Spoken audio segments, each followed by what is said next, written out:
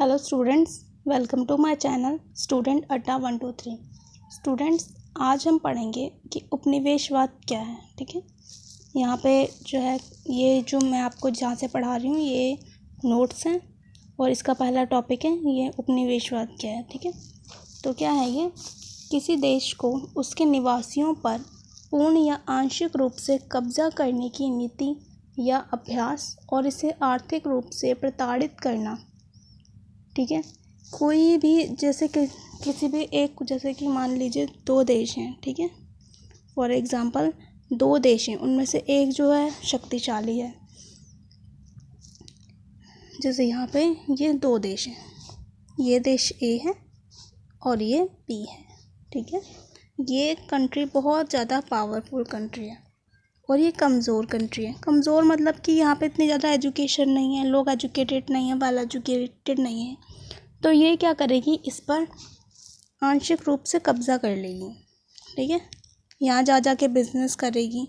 ठीक है, यहाँ के जो रिसोर्सेज होंगे इस देश के, उनको अपने अंडर में ले लेगी, अपने अकॉर्डिंग उनको यूज़ करेगी। तो वो सब क्या होता है? उपनिवेशवाद। आगे बढ़ेंगे। एक ऐसी प्रथा जिसमें कोई बड़ा शक्तिशाली देश कम शक्तिशाली देश को सीधे नियंत्रण करता है और अपनी शक्ति एवं संपत्ति में वृद्धि करने के लिए उसके संसाधनों का प्रयोग करता है। तो ये जो ए है ये क्या करेगा कि अपनी जो है इनकम को ज़्यादा बढ़ाने के लिए ये क्या करेगा, पहले तो अपने सारे संसाधन को यूज़ कर लेता है। ठीक है, फिर क्या करेगा, देखता है अच्छा यहाँ पे ये जो कंट्री बी है इसमें तो कोई पावरफुल शासक भी नहीं है और क्या कहते हैं यहाँ के लोग इतने ज़्यादा वेल एजुकेटेड भी नहीं है। तो मैं क्या करता हूँ, यहाँ के भी संसाधन जो है यहाँ से उठा के अपने ले आता हूँ, या अपनी जो फैक्ट्रीज़ हैं वो यहाँ लगा देता हूँ। यहाँ के लोग क्या होंगे, यहाँ के लोग जो है कम सैलरी पे भी काम करने के लिए तैयार हो जाएंगे।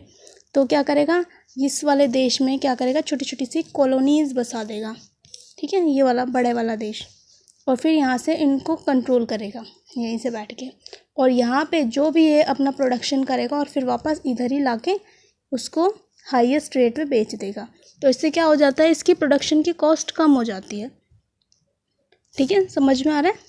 और फिर क्या होता है कि ये इसके ऊपर शासन करना ही उपनिवेशवाद कहलाता है। अब इसका सबसे बड़ा जो एग्जाम्पल है वो है ब्रिटिश उपनिवेशवाद।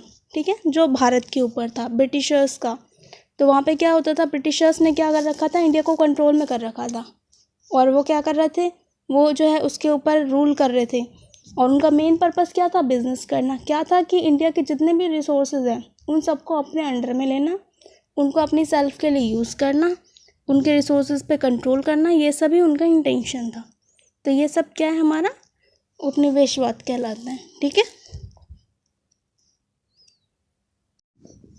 अब हम नगरीकरण की प्रक्रिया के बारे में पढ़ेंगे। नगरीकरण क्या होता है? वैसे तो अगर आपको सिंपल वे में मैं आपको बताऊं तो नगरीकरण क्या होता है, नगरों का बसना। जैसे जैसे नए नए नगर हमारे बसते जाते हैं तो वो क्या कहलाते हैं, वो सभी नगरीकरण कहलाते हैं। अब यहाँ पर देखेंगे, श्रीनिवास के अनुसार नगरीकरण से तात्पर्य केवल सीमित क्षेत्र जनसंख्या में वृद्धि ही नहीं है वरन सामाजिक आर्थिक संबंधों में परिवर्तन भी है। ये एक श्रीनिवास जो है एक राइटर हैं जो कह रहे हैं कि नगरीकरण सिर्फ एक सीमित जो जगह पर सिर्फ जनसंख्या बढ़ जाए वो नगरीकरण नहीं है, बल्कि उस जनसंख्या के जो आपस में जो रिलेशन है उसमें भी चेंजेस आ जाता है, वो नगरीकरण है। आगे बढ़ते हैं। किंग्सले डेविस क्या कहते हैं कि किंग्सले डेविस कहता है नगरीकरण एक निश्चित प्रक्रिया है, परिवेश का वह चक्र है जिससे कोई समाज खेतीहर औद्योगिक समाज में परिवर्तित हो जाता है। किंग्सले डेविस कहते हैं कि नगरीकरण एक ऐसा प्रोसेस है जिससे क्या होता है कि कोई वैसा समाज जो होता है ग्रामीण समाज, खेतीहर मतलब ग्रामीण समाज, क्या हो जाता है, वो औद्योगिक समाज में चेंज हो जाता है। मतलब एक समाज जो ग्रामीण समाज है जब वो एक औद्योगिक समाज में चेंज हो जाता है तो उसी को हम नगरीकरण कहते हैं। ठीक है, आगे बढ़ते हैं। मॉर्विन ओल्सन के अनुसार क्या होता है, नगरीकरण एक ऐसी प्रक्रिया है जिसके अंतर्गत एक समाज के समुदाय के आकार और शक्ति में वृद्धि होती रहती है। अब वो कह रहा है कि नगरीकरण एक ऐसा प्रोसेस है जिसमें क्या होता है, किसी एक समुदाय, ठीक है, कोई भी एक समाज, जैसे हमारे दो समाज है, मान लीजिए ग्रामीण समाज है एक शहरी समाज है।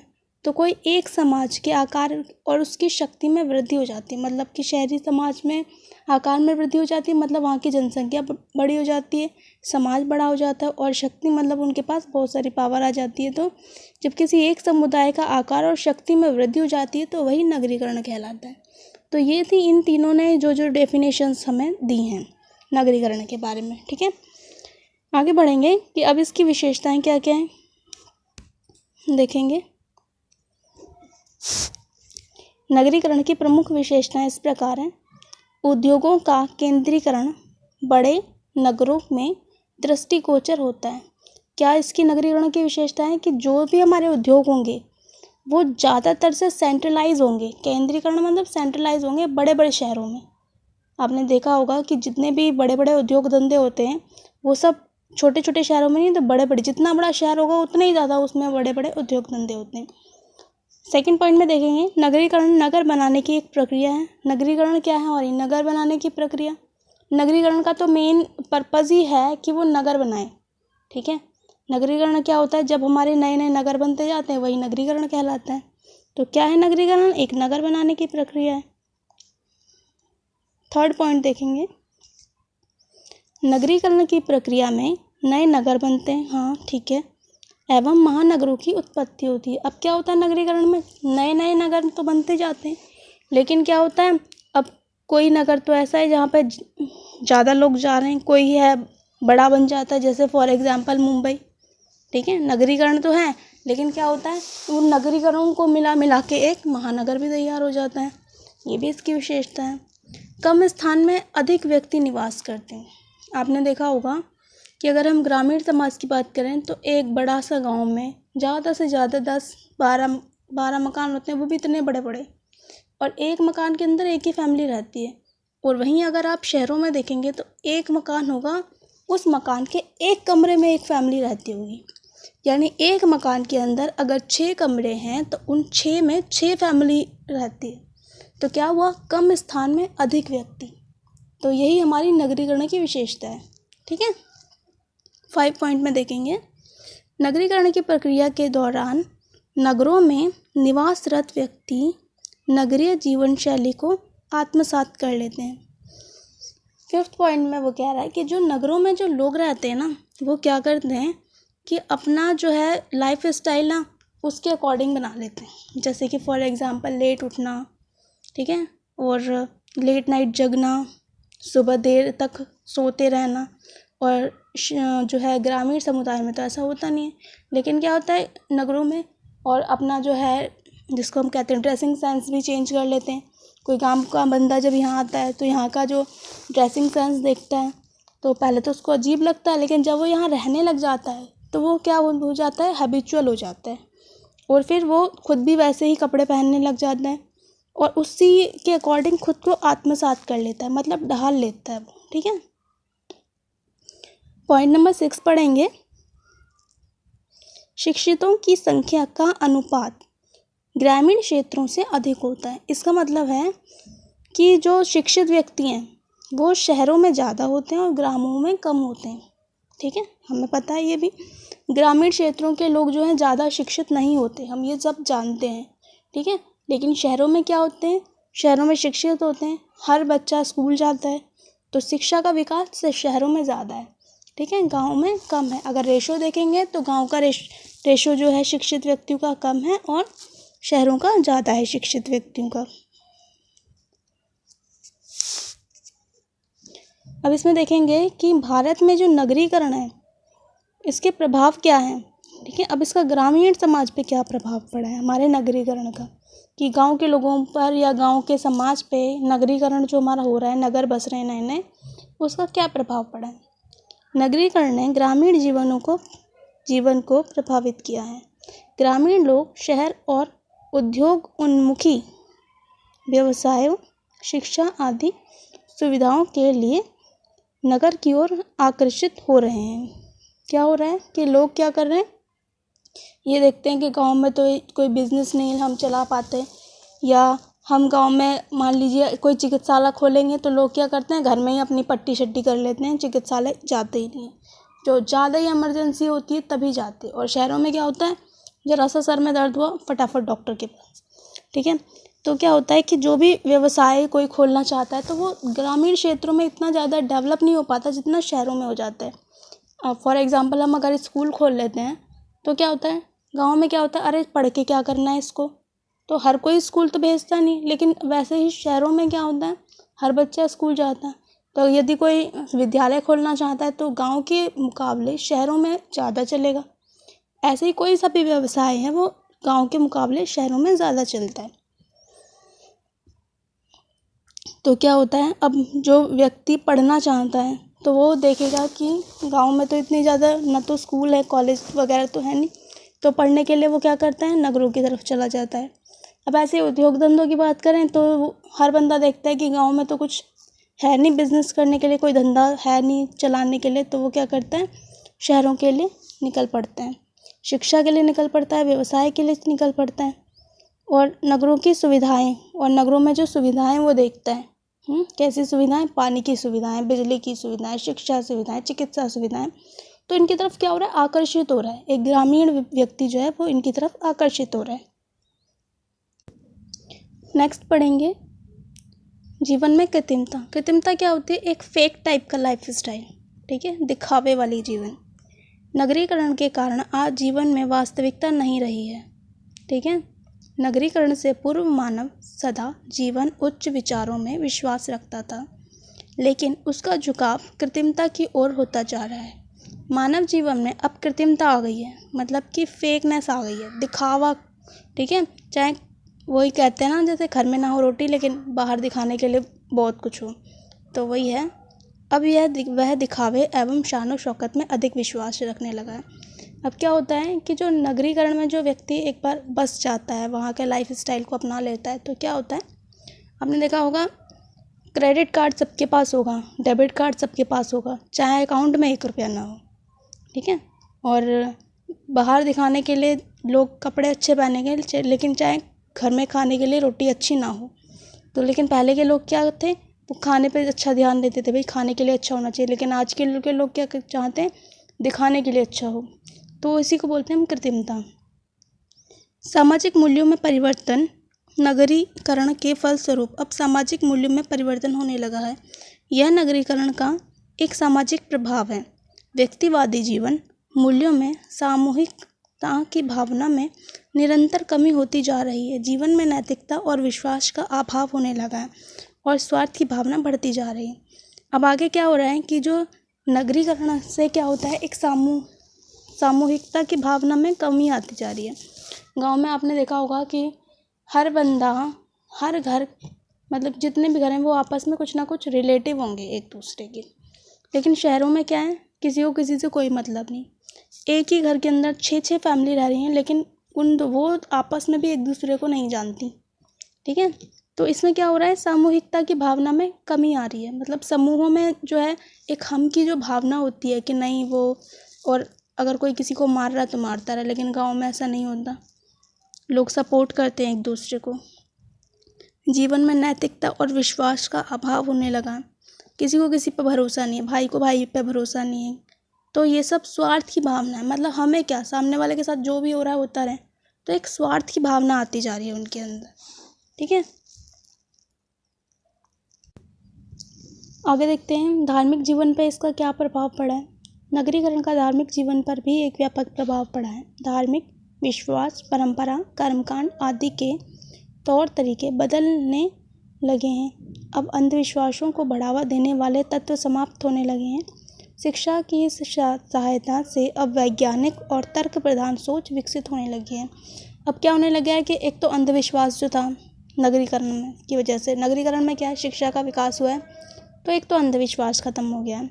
दूसरा हमारी क्या हुआ है कि हमारी जो धार्मिक परंपराएं थी, हम उनमें विश्वास नहीं करते। अब जो पुराने कर्म कांड जो हम करते आ रहे थे, या हमारी दादी ऐसे करती थी, हमें भी ऐसे करना है, तो इसमें भी बहुत ज़्यादा चेंजेस आ गए हैं कि अब ज़रूरी नहीं है कि हम जो है, जैसे पूजा पाठ हमारे 1-1 घंटे पहले होते थे, कहीं भी निकलने से पहले हमें पूजा पाठ करना है या और कुछ कर्म कांड करना है, तो अब हम जो है, जब हम वैज्ञानिक युग में जीने लगे हैं, तो अब इन सब की हम ज़रूरत नहीं समझते हैं। तो क्या हो गया, इसमें बदलाव आने लगे बहुत ज़्यादा। आगे पढ़ेंगे मनोरंजन का व्यापारीकरण।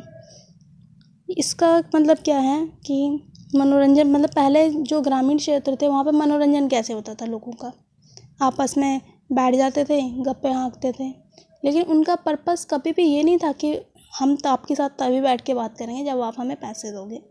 नहीं, कहानियाँ सुनाना, बहुत सारे लोग ऐसा होता था कि पंचायत से जुड़ जाती थी, एक बंदा कहानी सुनाता था, दूसरे लोग इंटरेस्ट से सुनते थे, लेकिन वो आपस में ये नहीं था कि आप मुझे पैसे दोगे तभी मैं कहानी सुनाऊंगा। नहीं, वो लोग अपनी आपसी सहमति से ये सब करते थे और खुश भी होते थे। लेकिन अब क्या है, आपने देखा होगा कि अब जो है हम जितने भी हमारे मनोरंजन के जितने भी साधन हैं, फॉर एग्ज़ाम्पल हमारा व्हाट्सअप हुआ, हमारा फेसबुक हुआ, तो ये सब क्या है, इनका इंटेंशन क्या है, आपको एक मनोरंजन करना तो है, लेकिन साथ में इनका पैसे भी कमाना। अगर ये कुछ भी अर्न ना कर रहे होते तो आपकी फेसबुक थोड़े ना चलाने देते ही। अगर आपका डेटा रिचार्ज नहीं होगा तो क्या आप फेसबुक चला लोगे? नहीं। तो क्या है, इनकी इंटेंशन क्या है, धन कमाना। आगे बढ़ेंगे, महिलाओं की स्थिति में परिवर्तन। नगरीकरण के प्रभाव से महिलाओं की स्थिति में परिवर्तन आने लगे हैं। अब वह घर के अंदर अपनी लैंगिक भूमिका तक सीमित नहीं है, बल्कि आर्थिक रूप से वह आत्मनिर्भर रहने लगी हैं। अब शिक्षा एवं राजनीतिक क्षेत्र में महिलाओं की भी भागीदारी बढ़ गई है। तो अब पहले महिलाएं जो ग्रामीण क्षेत्रों में थी वो सिर्फ घर का काम करती थी, लेकिन अब नगरीकरण जब से हो गया तो आपने देखा होगा कि हर महिला जो है, हर तो नहीं कह सकते, ज़्यादातर से महिलाएं जो हैं बाहर काम करती हैं और उनकी आर्थिक रूप से स्थिति भी ठीक है, मतलब उनके हाथ में भी पैसे रहते हैं। ऐसा नहीं है कि जितने उनके हस्बैंड ने जितने पैसे दिए सिर्फ वही उनके पास रहेंगे, नहीं, वो खुद से कमा सकती हैं, अपने ऊपर खर्च भी कर सकती हैं। तो महिलाओं की स्थिति में बहुत परिवर्तन आया है। नेक्स्ट देखेंगे, हम की भावना का अभाव। नगरीकरण के कारण अब हम की भावना में कमी आने लगी है। नगरीकरण ने व्यक्तिवादिता को जन्म दिया है। प्रत्येक व्यक्ति यहाँ केवल अपने ही हित के बारे में सोचता है। मतलब कि अब नगरीकरण की बात करें तो हम की भावना तो बिल्कुल ख़त्म ही हो गई है। हर व्यक्ति यही सोचता है कि बस पैसे कमाना है, या मैं इसका काम क्यों करूँ, या अगर मुझे कोई फ़ायदा होगा तो ही मैं काम करूँगा, अदरवाइज़ मैं काम नहीं करूँगा। तो यहाँ पे हम की भावना का बिल्कुल ही, जिसको कहते हैं, ख़त्म हो गई हम की भावना। आगे बढ़ते हैं, सामाजिक संस्थाओं में परिवर्तन। नगरीकरण के प्रभाव से परिवार और विवाह में निरंतर परिवर्तन बढ़ता जा रहा है। अब संयुक्त परिवार प्रणाली एकल परिवार प्रणाली में बदलने लगी है। नगरीकरण के प्रभाव से व्यक्तिवादी सोच पनपने लगी है। अब सामाजिक जो संस्थाएं, हमारी सामाजिक संस्थाएं कौन कौन सी हैं? घर, परिवार, ये सब हमारी सामाजिक संस्थाएं। इसमें क्या चेंजेस आ रहे हैं कि जो हमारे संयुक्त परिवार थे वो किस में बदलते जा रहे हैं? एकल परिवार में। ग्रामीण समाज में आपने ये नहीं देखा होगा कि वो अपनी बीवी को लेकर अलग कहीं रहता है, या उसी गांव में दूसरी जगह किसी के घर में किराए पे रहता है, नहीं। लेकिन शहरी में क्या होता है, एक ही घर में रहते रहते अपने अपने किचन सेपरेट कर लेते हैं, ठीक है। तो ये क्या होता है, न्यूक्लियर फैमिलीज़ को बढ़ावा दे रहा है, एकल परिवार को। तो ऐसे ये हमारी सामाजिक संस्थाओं में भी परिवर्तन आता जा रहा है। हेलो स्टूडेंट्स, अब हम औद्योगिकरण के बारे में डिस्कस करेंगे। जब हाथों की बजाय मशीनों से काम किया जाता है, या फिर व्यक्तियों के स्थानों पर मशीनों द्वारा कम समय में अधिक काम करना। मतलब कि क्या होता है कि जैसे एक बंदा है, वो एक दिन में यदि एक शर्ट तैयार कर रहा है, वही काम अगर हम मशीन के थ्रू करेंगे तो वो मशीन एक दिन में 100 शर्ट तैयार करेगी। तो टाइम कम लग रहा है, ठीक है, और प्रोडक्शन ज़्यादा हो रहा है। तो उसी को हम क्या कहते हैं, औद्योगिकरण कहते हैं, ठीक है। अब इसकी विशेषताएं क्या हैं वो भी पढ़ लेते हैं।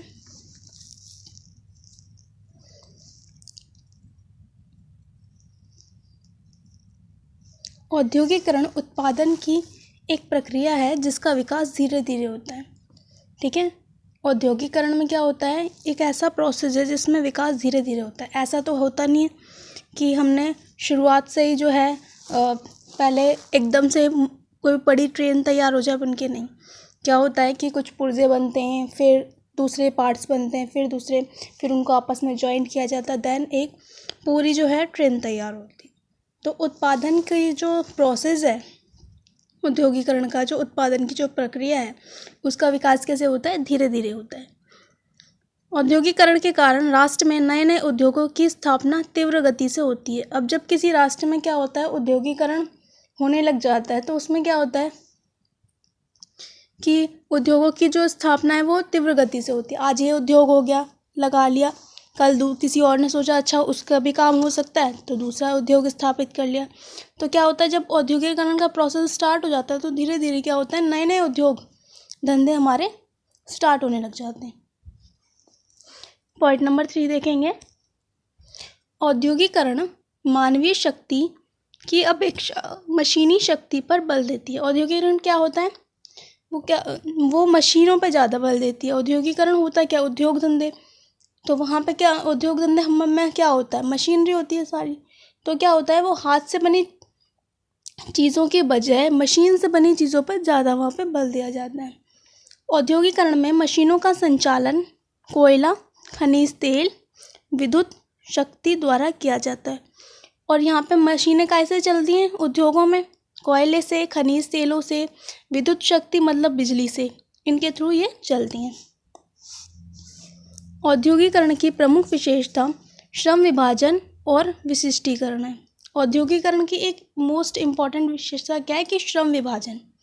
श्रम विभाजन मैं आपको पहले भी बता चुकी हूँ। श्रम विभाजन क्या होता है, जब हम श्रम का विभाजन कर देते हैं कि ये काम ये करेगा, ये काम ये करेगा, किस बेसिस पे, उसकी एबिलिटी के बेसिस पे, ठीक है। जैसे एक बंदा मशीन चलाएगा, एक उसके अंदर कुछ और आउटपुट जो है कुछ सामान डाल देगा, दूसरा उसको चलाता जाएगा, तीसरा उसकी पैकेजिंग करेगा, चौथा उसको जो है वेरीफाई करेगा।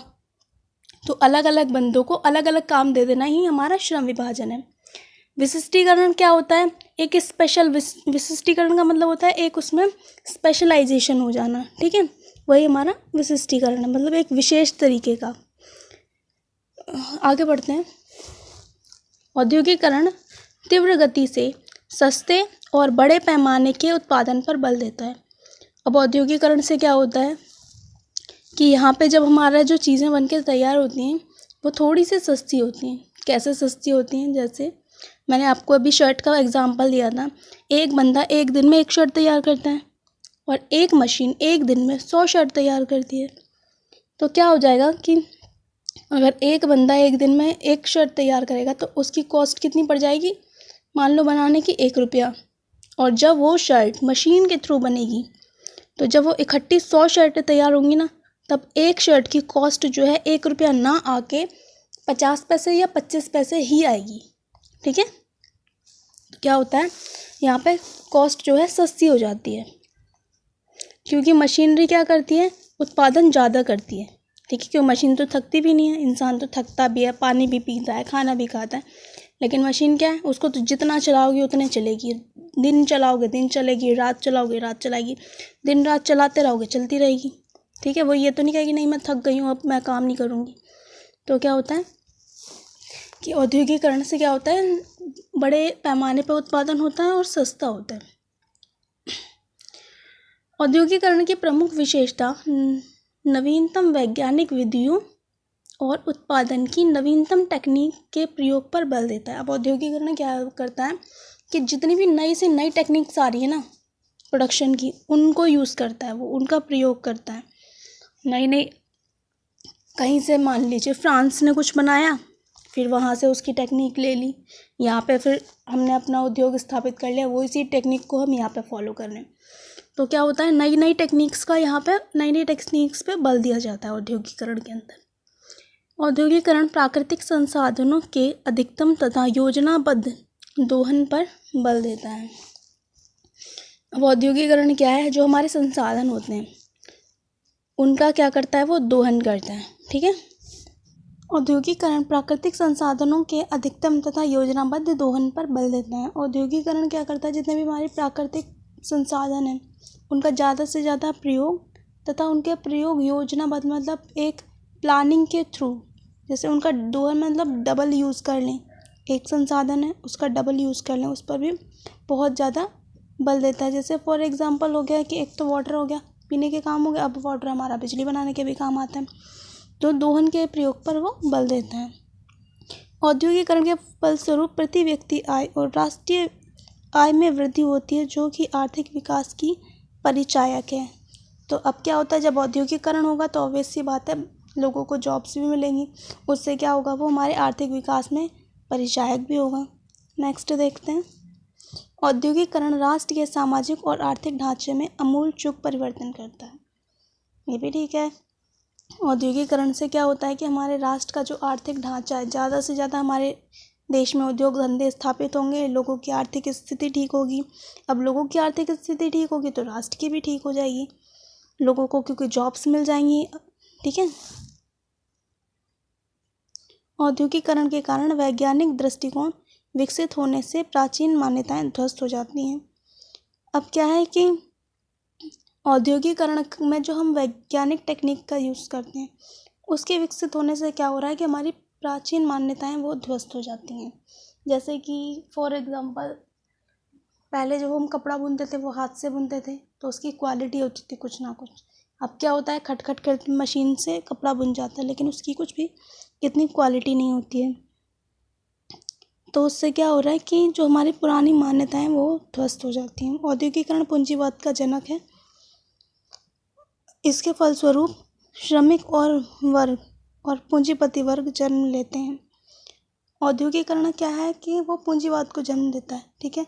पूंजीवाद मतलब कि मैंने ये आपको लास्ट क्लास में भी बताया था, पूंजीवाद क्या होता है कि जब हम अपने उद्योगों पर छोड़ देते हैं कि ये हमें इसको जो जैसे बिजनेस करना करें और सिर्फ टैक्स हमें दे दें।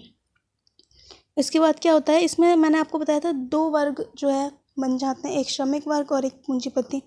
अब कोई भी उद्योग धंधा है तो ऑब्वियस सी बात है कि एक मालिक होगा ही होगा, और दूसरी बात है कि एक काम करने वाला भी होगा।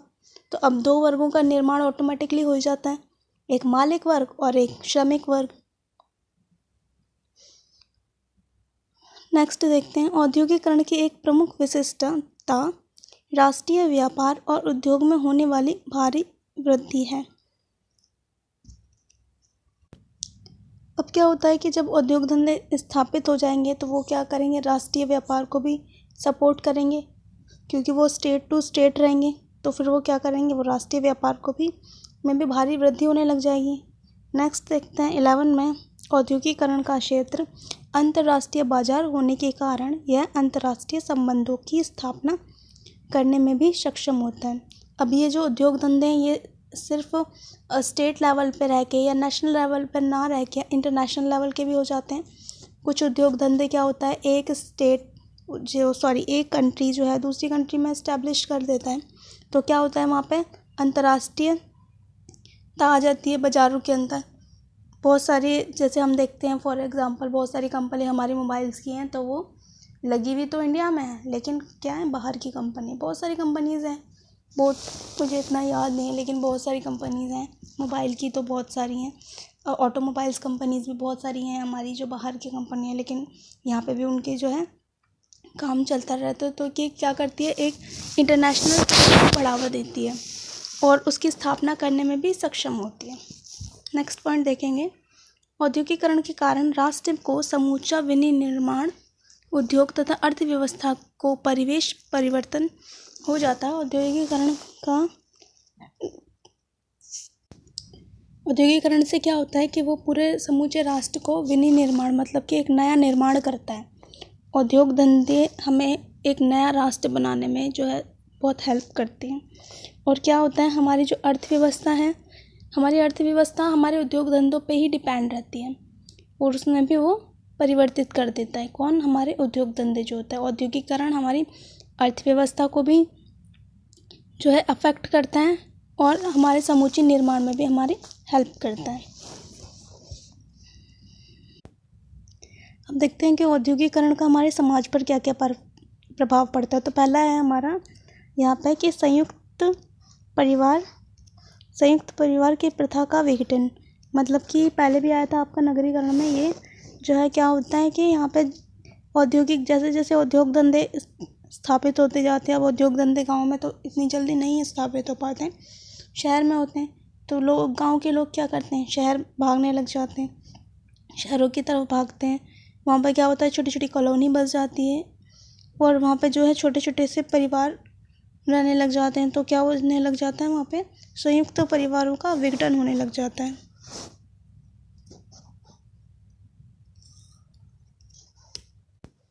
संयुक्त परिवार भारतीय समाज की एक प्रमुख विशेषता रही है। एक परिवार के सभी नए पुराने सदस्य एक ही स्थान पर रहते हुए खेती का कार्य करते रहे हैं। और क्या कह रहा है वो कि एक ही, पहले क्या होता था, लोग संयुक्त परिवार में रहते थे, खेती का काम करते थे, लेकिन फिर भी अपना जॉइंट फैमिली में रहते थे। लेकिन अब क्या हुआ है, किंतु उद्योग के विकास के साथ साथ लोग कारखानों में काम करने के लिए गाँव छोड़ के शहर की ओर भागे।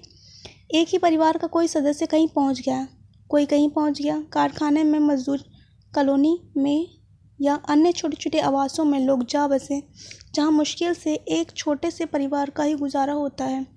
इस प्रकार संयुक्त परिवार का विघटन होने लगा और यह प्रक्रिया काफ़ी व्यापक पैमाने पर हुई। इस प्रकार के स्थानों पर जिन परिवारों की नींव पड़ी वे भी छोटे थे, क्योंकि पति पत्नी तथा बच्चों के अतिरिक्त अन्य वहाँ पे किसी का भी गुजारा नहीं हो सकता था। आपको समझ में आ गया होगा। नेक्स्ट देख लेते हैं, पारिवारिक कार्य क्षेत्र का सीमित होना। संयुक्त परिवार में परिवार के सदस्यों की अधिकांश आवश्यकताएं अन्य सदस्यों द्वारा पूरी हो जाती थी, ठीक है। लेकिन क्या होता है कि औद्योगिकरण की वजह से क्या हो जाता है, यहाँ पर औद्योगिकरण के प्रभाव से परिवार के अनेक कार्य विशिष्ट संस्थाओं द्वारा होने लगे हैं। औद्योगिकरण में विशिष्ट संस्थाएं मतलब कि जैसे जो एजुकेशन देने वाली संस्था है वो एजुकेशन नहीं देंगी, ठीक है। और जो है डेयरी है तो वहाँ से दूध ही मिलेगा। लेकिन पहले क्या होता था, घर की डेयरी है, घर के ही बड़े बुजुर्ग ने कुछ पढ़ा दिया, टेबल्स याद करा दी। लेकिन अब ऐसा नहीं होता। अब हम एक जो औद्योगिकरण के प्रभाव से क्या हुआ है कि हर बंदे के लिए एक अलग संस्था बन गई है, तो एक स्पेशल तरीके से ही वो सब होगा। जैसे कपड़े धोने का काम पहले धोबी हो जाता था, अब सारे काम लॉन्ड्री में होते हैं। औद्योगिकरण के फलस्वरूप कपड़े धोने का काम लॉन्ड्री में, कपड़े सिलने का काम दर्जी करता है। मतलब हर काम एक स्पेशल बंदा करता है, विशिष्टीकरण आ गया है। आटा पीस, लोग पहले क्या करते थे, कपड़े घर में सिलते थे, आटा घर में पीसते थे, वो कपड़े धोने का काम घर में होता था। लेकिन जब से औद्योगिकरण आया है तब से क्या हुआ है, विशिष्टीकरण हो गया है। ये काम ये करेगा, ये काम ये करेगा, ये काम ये करेगा।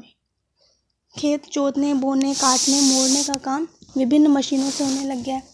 जोतने की मशीन अलग है, बोने की अलग है, काटने की अलग है। तो हर इस एक काम का विशिष्टीकरण हो गया है। इस प्रकार परिवार का कार्य क्षेत्र सीमित हो गया है। दूसरा देखते हैं, स्त्रियों का नौकरी करना। औद्योगिकरण के फलस्वरूप घर में अनेक कार्य मशीनों द्वारा होने लगे।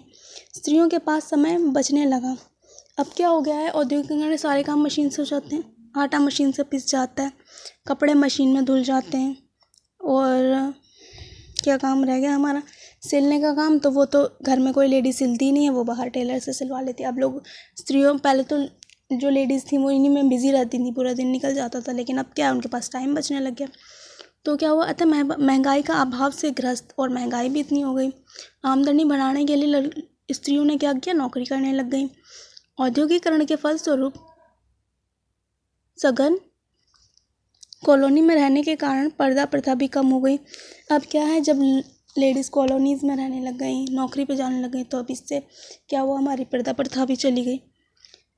अब क्या हुआ कि नौकरी पर जाने से स्त्रियों की हिचक भी समाप्त हो गई, और जो लेडीज़ हिचकती थी घर से बाहर निकलने में, वो भी हिचक जो है समाप्त हो गई। स्त्रियों की स्थिति में सुधार। धन कमाने के कारण स्त्रियां स्वावलंबी होने लगीं।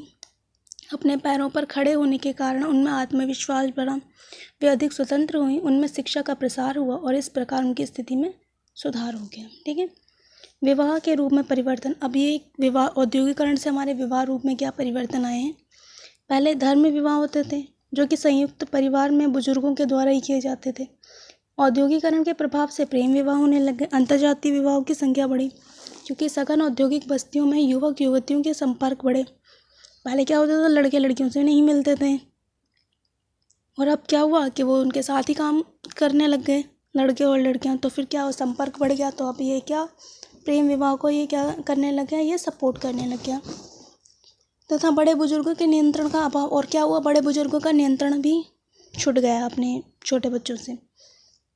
इसके साथ ही साथ अपने पैरों पर खड़े होने के प्रयास में विवाह की आयु बढ़ी। अब क्या हुआ कि हर किसी को ये कि पहले मैं अपने पैरों पर खड़ा हो जाऊं फिर शादी करूंगा। तो इससे क्या हुआ कि विवाह भी अब जब तक खड़ा नहीं होगा पैरों पे तब तक शादी नहीं होगी।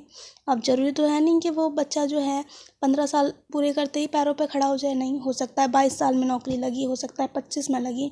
तो ऐसे क्या है, और पहले क्या होता था 12-15 साल में ही विवाह हो जाता था। तो अब क्या होने लग गया कि विवाह में भी जो है आयु बढ़ने लगी ऑटोमेटिकली। इस प्रकार विलम्ब विवाह होने लगे। वैवाहिक जीवन का नियंत्रण घटने से तलाक भी बढ़े। अब क्या हुआ कि वैवाहिक जीवन पर भी कोई नियंत्रण नहीं रहा, तो फिर वो भी तलाक होने लग गए। अब आगे देखते हैं पारिवारिक नियंत्रण का घटना। पहले संयुक्त परिवार के सभी सदस्यों पर परिवार के मुखिया का कठोर नियंत्रण रहता था। हर व्यक्ति परिवार के रीति रिवाज, आस्थाओं, मान्यताओं आदि से प्रभावित रहता था। औद्योगिकरण के फलस्वरूप परिवारों का आकार छोटा हो गया, व्यक्ति पर पारिवारिक नियंत्रण घट गया। क्या हो गया, जब फैमिली छोटी हो गई तो फिर नियंत्रण भी कम हो गया। पहले क्या था, पहले लोग डरते थे, अब नहीं डरते हैं। ठीक है, अब देखेंगे कि भारतीय सामाजिक जीवन पर इसका क्या प्रभाव पड़ा है। पहला क्वेश्चन है, रहन सहन में कृत्रिमता। औद्योगिकरण के फलस्वरूप क्या होने लग गया, लोगों के जीवन अप्राकृतिक हो गया। जैसे तंग घर, छोटे घर होने लगे, अंधेरी गलियां, धुएं से भरा आकाश, ट्रामें, बसें, रेलें, ऊंच नीच मकान, मशीनरी, शोर औद्योगिकरण की ही देन है। इस सब प्रकार से मनुष्य की प्रकृति से दूर होता जा रहा है। पहले क्या होता था कि लोग गांव में रहते थे, एयर एकदम फ्रेश मिलती थी, वाटर फ्रेश मिलता था। अब यहाँ पे क्या है, जो अपने उद्योग धंधों के पास, फैक्ट्रीज़ के पास लोग छोटे छोटे तंबू बना के रह लेते हैं। गंदी गंदी सी गलियाँ हैं, सफाई नहीं होती है कभी भी, बसों से आते जाते हैं। पहले लोग जो है बैलगाड़ी से आते जाते थे। और यहाँ पे क्या है, जब उद्योग धंधे स्थापित होंगे तो ऑब्वियस सी बात है हमारा एटमॉस्फेयर भी गंदा हो जाएगा, तो हमें जो है पॉल्यूटेड एयर मिलेगी। गंदी और तंग बस्तियों का विकास। हर औद्योगिकरण नगर में जनसंख्या का घनत्व बढ़ने के कारण रहने के स्थान का अभाव हो जाता है। घनी तंग बस्तियों में दिन में भी सूर्य के दर्शन नहीं होते, कमरे धुएं से भरे रहते हैं, मल मूत्र की बदबू असह्य होती है, फिर भी लोग अपने को उसकी आदी बना लेते हैं। मुंबई में चाल, चेन्नई में चेरी, कानपुर में अहता आदि इस प्रकार की गंदी बस्तियों के उदाहरण हैं। अब ये जो 3-4 जो आपको यहाँ पे बस्तियों के उदाहरण दे रखे हैं ना, ये ऐसी बस्तियाँ हैं जहाँ पे बेशुमार गंदगी है। ठीक है ना, तो तब इतना ज़्यादा धुआं भरे कमरों में लोग रहते हैं, वहीं पे वॉशरूम है, आपने देखा होगा, अब तो सेपरेट कमरा है, कमरे के अंदर ही वॉशरूम होता है। और पहले गाँव में क्या होता था, एक एक कोस दूर लोग जो है वॉशरूम के लिए जाते थे। और अब क्या है, घर घर में वो बनी हुई है, और इवन घर घर में क्या रूम्स में भी बनी होती है।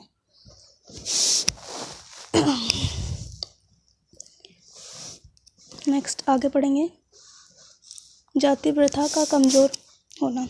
औद्योगिकरण के फलस्वरूप और बढ़ती हुई बेकारी के कारण हर जाति के लोग कारखाने में काम पाने का प्रयास करते हैं। अब क्या हुआ, जाति प्रथा कमज़ोर हो गई।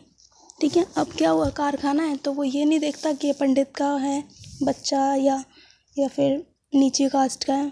हर व्यक्ति को काम चाहिए, और जो मालिक है उसको बस काम देना, उसको ये नहीं कि नीची जाति का इसको मैं काम नहीं दूंगा। तो इससे क्या हुआ, हमारा जाति प्रथा भी कमज़ोर होने लग गया। आगे पढ़ लेते हैं।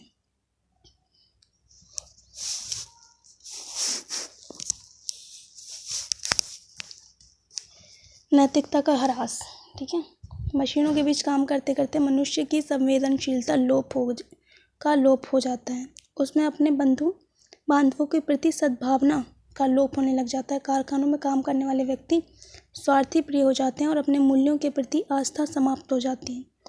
औद्योगिक बस्तियों में इसलिए चोरी, बेईमानी, ईर्ष्या, मद्यपान, जुआ, हत्याएं सामान्य घटनाएं होती हैं, और इसमें भ्रष्टाचार का व्यापक प्रसार होता है। अपराधों की संख्या भी कई गुना। अब क्या हो जाता है, वहाँ पे लोग जब रहने लग जाते हैं, अपनी फैमिली को छोड़ के आ जाते हैं, तो उन्हें डर नहीं होता, तो इस टाइप की एक्टिविटीज़ को वो बढ़ावा देते हैं। ठीक है, दूसरा गरीबी। पूरा दिन काम करके थक के कहीं पे भी पड़े हुए हैं, क्या करने लग जाते हैं, कई बार उनके दिमाग में वो सब भूल जाते हैं कि हमें क्या करना चाहिए, क्या नहीं करना चाहिए, और चोरी चंगारी में ज़्यादा ध्यान लगाने लग जाते हैं। नेक्स्ट 5 पॉइंट देखेंगे।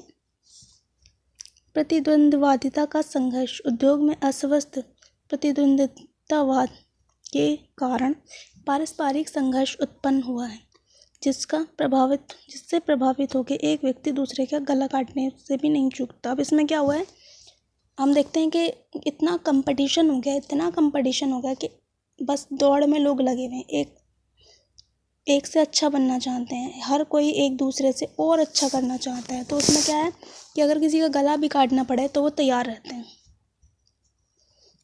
आगे देखते हैं बाल अपराधों में वृद्धि। इससे क्या हो गया है कि इन बस्तियों में जो लोग रहते हैं उनके बच्चे हो जाते हैं, तो क्या करते हैं लोग, पूरा दिन तो उनमें उद्योग धंधों में लगे रहते हैं, पता ही नहीं बच्चे कहाँ जा रहे हैं। तो बच्चे क्या होते हैं, गलत संगत में पड़ जाते हैं तो और अपराध करने लग जाते हैं। तो ये बाल अपराध में वृद्धि है। दूसरा आ जाता है सामुदायिक जीवन का ह्रास। मानवीय संबंधों के ह्रास के कारण समाज में व्यक्तिगतता अधिक पनपी है। पारस्परिक सद्भावना, सहयोग और सहानुभूति के अभाव के कारण सामुदायिक जीवन का ह्रास होता जा रहा है। अब क्या हो गया है कि लोगों को सामुदायिक जीवन का ह्रास होता जा रहा है। इनमें क्या है, सद्भावना, सहयोग और सहानुभूति बिल्कुल रह ही नहीं गई है, ख़त्म हो गई है एक दूसरे के लिए। जो मर रहा है मरता रहे, कोई दिक्कत नहीं है। तो ये सब क्या है, इस टाइप की जो लोगों के अंदर एक भावना पनप गई कि बस अपने आप में रहना है, जो करना है अपने आप में रहना है और दूसरे से कोई लेना देना नहीं, बस अपना भला हो जाए बस। दूसरा मरता है तो उसको मरने दो, कोई दिक्कत नहीं, हम इस झमेले में नहीं पड़ेंगे। तो ये भावना लोगों के अंदर आ गई है। चिंता एवं तनाव में वृद्धि। बढ़ती जनसंख्या और रहने सहने की सुविधाओं के अभाव के कारण नौकरी की तनावपूर्ण दशा, शोषण, ईर्ष्या, द्वेष, प्रतिद्वंद्विता आदि के कारण औद्योगिक बस्तियों में रहने वाले लोगों में चिंता एवं तनाव में अत्यधिक वृद्धि हो गई है। इससे व्यक्तिगत जीवन अशांत हो गया है। इतनी जनसंख्या बढ़ गई है, उसके अकॉर्डिंग हमारी जॉब्स नहीं बढ़ रही, तो लोगों में क्या हो गया, जिसकी जॉब लग गई उसके लिए ईर्ष्या होने लग गया है, एक दूसरे के लिए मारपीट होने लग गए हैं। तो क्या हो गया कि ये सब जो है व्यक्ति में इतना अशांत हो गया अंदर से कि वो तनाव कि बस हर बंदा डिप्रेशन में रहने लग गया। तो क्या ये हो रहा है, चिंता और तनाव में वृद्धि होती जा रही है।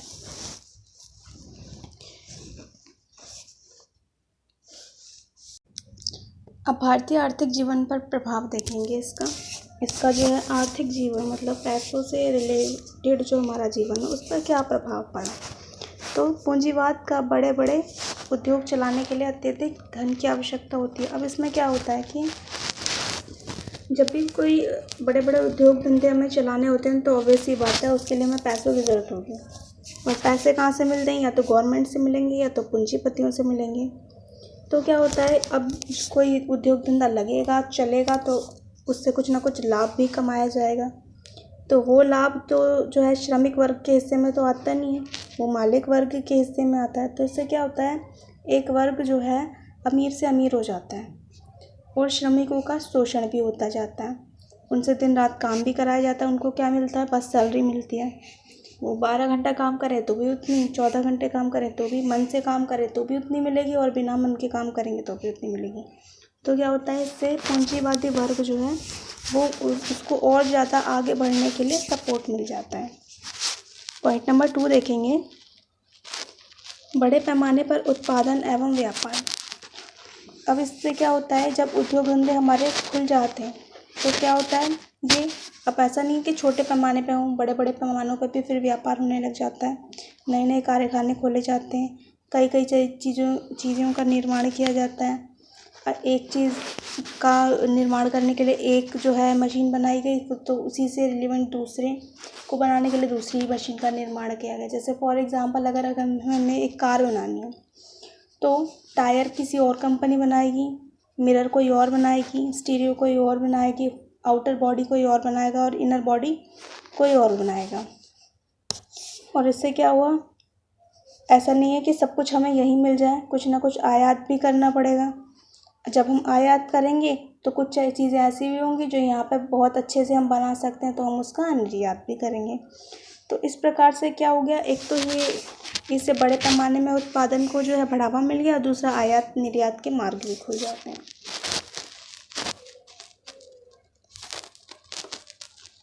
औद्योगिकरण से उत्पादन एवं व्यापार को काफ़ी बढ़ावा मिला। ठीक है, ये भी क्वेश्चन एक बार दोबारा रिपीट कर देती हूँ। भारत में औद्योगिकरण के फलस्वरूप नए नए कारखाने खोले गए, जिसमें विभिन्न वस्तुओं का व्यापार भी बड़े पैमाने पर होने लगा। कई उद्योगों में के लिए कच्चा माल बाहर से आने लगा, जैसे कि हम जो है इंपोर्ट कर लेते हैं बाहर से कच्चा माल। कोई चीज़ है उसका निर्माण हमारे भारत में नहीं हो रहा तो हम उसे बाहर से खरीद लेते हैं। और शक्ति के कुछ साधनों का आयात भी किया गया है। ठीक है, कुछ जो शक्ति के पावर के जो साधन हैं उनका हमने आयात भी बाहर से किया। आयात मीन्स जो हम बाहर से खरीदते हैं, और निर्यात मीन्स जो आपको पता ही जो हम बाहर के देशों में बेच देते हैं। इस प्रकार क्या हुआ, औद्योगिकरण से उत्पादन एवं व्यापार को काफ़ी बढ़ावा मिला। पॉइंट नंबर 3 देखेंगे, उच्च जीवन स्तर। औद्योगिकरण से देश में उत्पादन बढ़ा और निर्यात द्वारा जो धनोपार्जन हुआ, जो औद्योगिकरण से जो देश में जो उत्पादन हमारा जो बढ़ा और उससे क्या हुआ, हमने आगे के देशों में जो बेचना स्टार्ट किया तो उससे जो हमें धन मिला वह जीवन स्तर को ऊंचा उठाने में सहायक हुआ। और ऑब्वियस सी बात है, जो धन आएगा तो जो हमारा लिविंग स्टैंडर्ड है वो तो बढ़ेगा ही बढ़ेगा। एक बंदा 10,000 कमाता है और एक बंदा 1 लाख कमाता है, तो ऑब्वियस सी बात है जो 1 लाख कमा रहा है उसका लाइफ स्टाइल और जो 10,000 रुपये कमा रहा है उसके लाइफ स्टाइल में चेंज होगा।